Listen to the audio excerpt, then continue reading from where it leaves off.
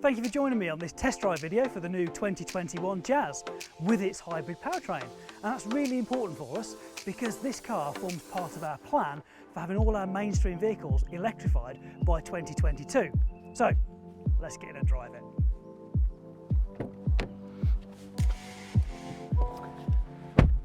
Now, as soon as you get into the car, you'll feel the seat is very supportive, lovely material, and I've automatically put my arm on the armrest, which is got even more padding on there than previous.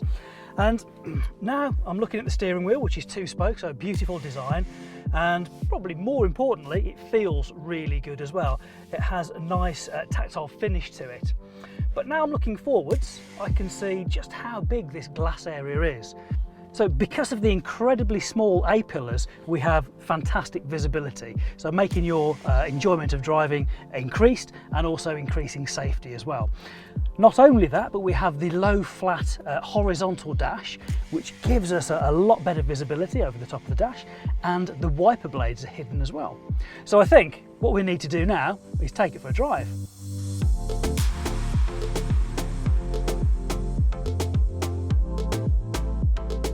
So we have our automatic style transmission on the new Jazz, and why did I say style?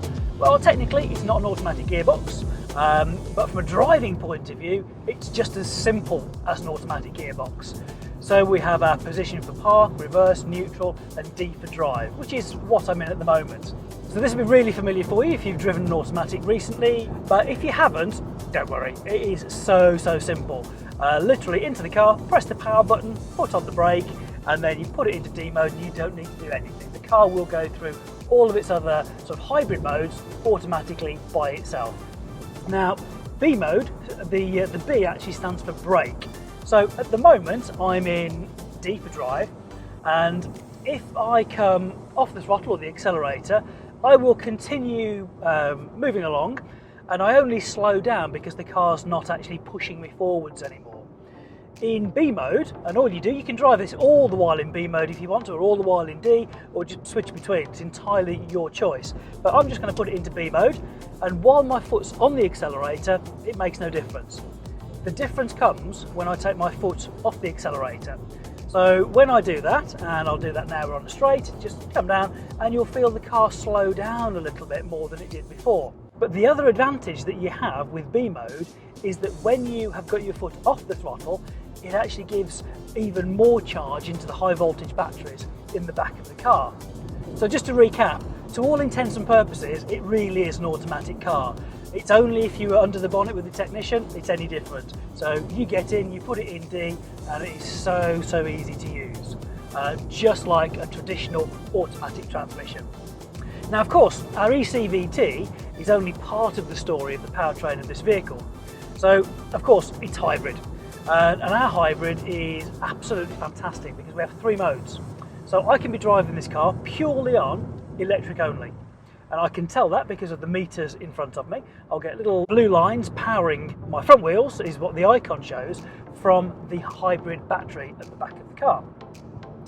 I have a hybrid mode, and in hybrid mode, it will actually have the petrol engine running to create electricity, but it is still the electric mode to driving the road wheels because that's most efficient.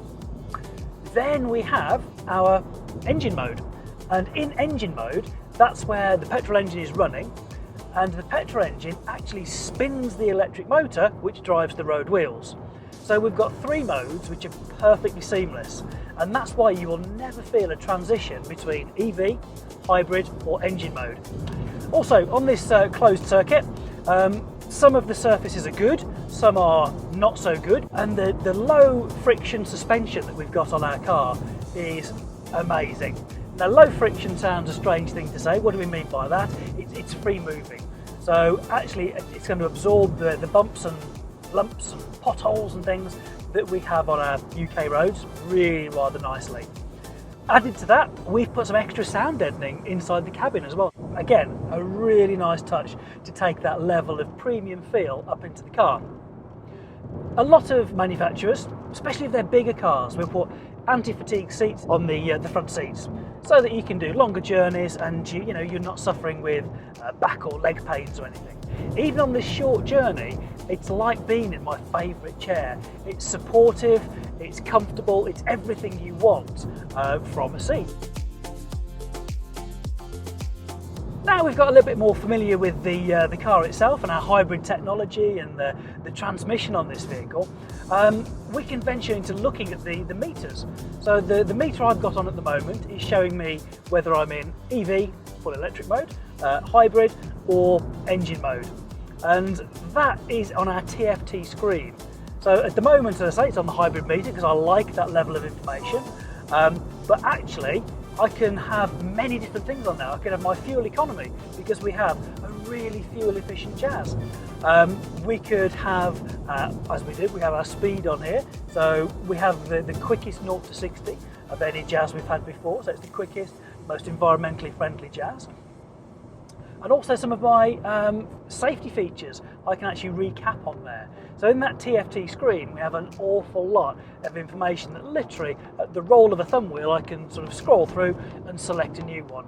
On our separate meter now, we actually have, on most of our Jazz, it's the only thing with the 9-inch screen, we actually have a digital owner's manual. So quite easily you can pop into that, and if you need to discover something about your new Jazz or your Jazz Crossstar, it'll be in there for you.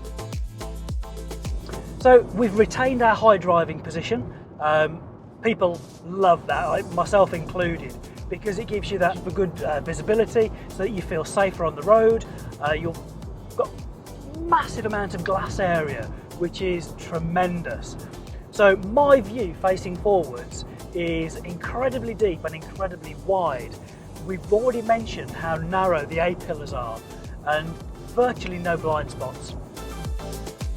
From a driver's point of view, I actually have a driver's knee bag, which is a lovely thing that I've got that I hope I never need to use.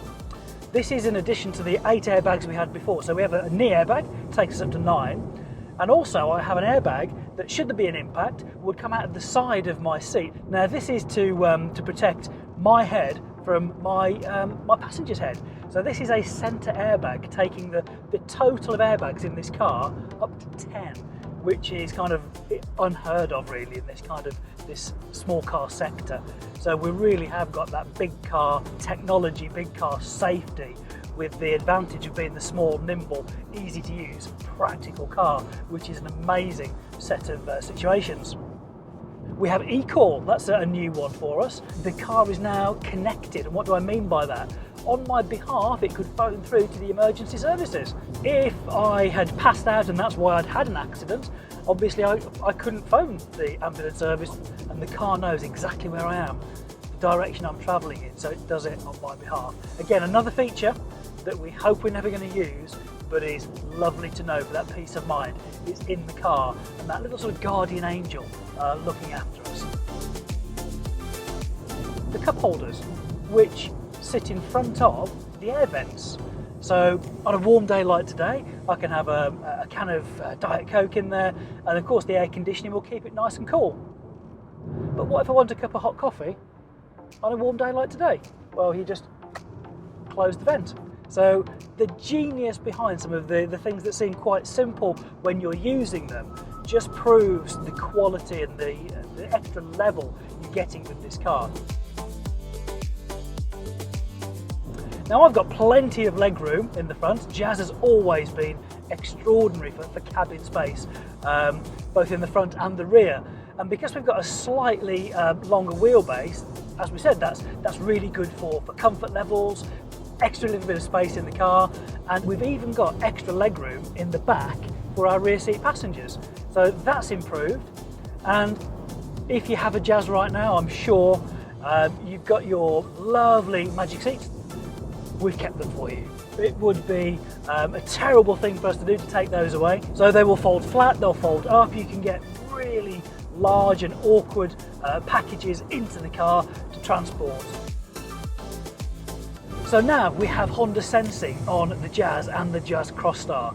This is not a cost option, this is included in the car for you. And we have a suite of safety features.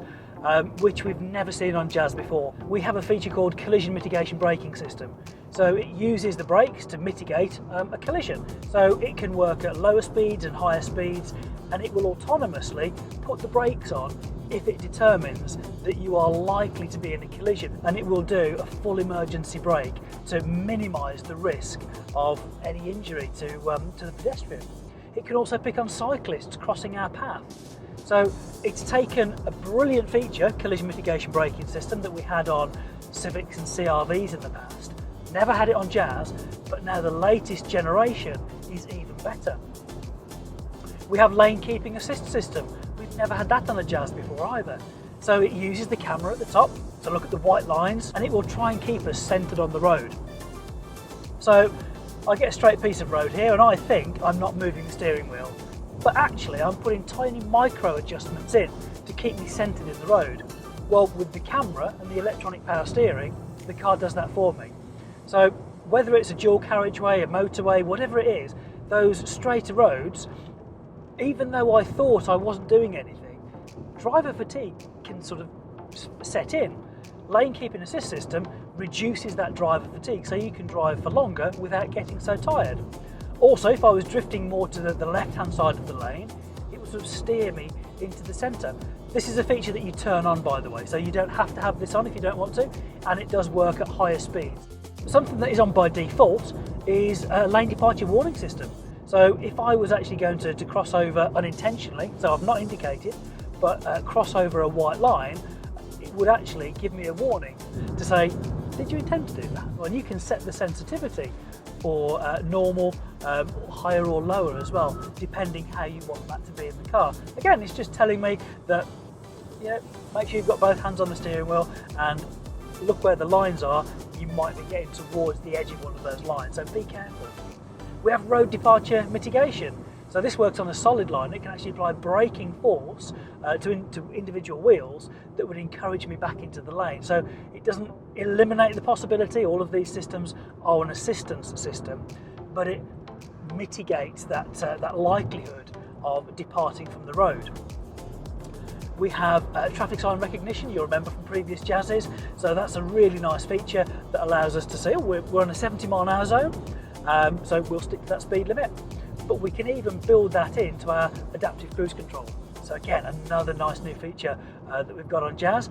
So with traditional cruise control, you set it to 50, you're driving along, and somebody in front of you is doing 40. So you have to cancel it or reduce the speed, then when they've gone, you pick it back up again.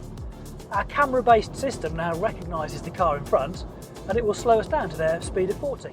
And then when they're clear, it will take us back up to our pre-selected speed of 50. But it's a complete package of safety features to really help you get more out of the car. A lot of them are selectable, so you can choose your favourite features and turn them on the appropriate sections of road for that feature. While we're driving, what we can actually use as well is our Honda Personal Assistant. Now, Honda Personal Assistant, if you're used to Siri or your Google Assistant, is very similar. So you can ask it to find you a restaurant or a particular destination. But what it will do, the Honda Personal Assistant, is actually put it into the navigation in your car. It can operate some of the elements of your vehicle as well. So literally by the command of, OK Honda, you can then ask your car to do various different things for you.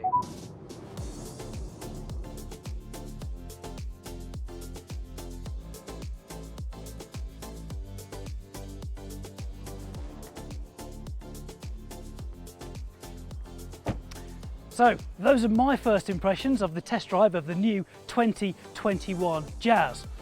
More importantly though, contact your local dealer so that you can experience firsthand a test drive of this fantastic new car.